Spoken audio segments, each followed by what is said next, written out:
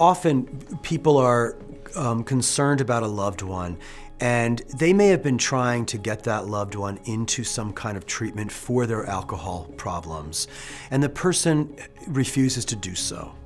So then what they want to do is stage what's called an intervention. An intervention should be staged. Often people want to do it on their own, where they just kind of gather the family or maybe some other friends and confront the person and expect that the person is going to have a catharsis and agree to go to treatment. That 99% of the time fails.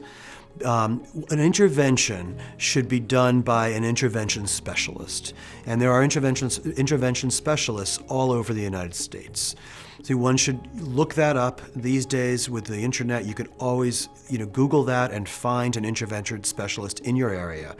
Intervention specialists have particular training of how to stage such an intervention.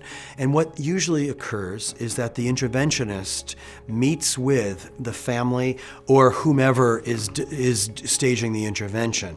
It's often family. It's often very close friends of the person who's having the issue. The interventionist meets with them for, sometimes only one time, sometimes several times, to prepare them for what the intervention will be like, for what they might expect from the person, for what they might expect from themselves. And then the intervention occurs. And that's why I say it usually fails when people try to do it on their own, because they're not prepared.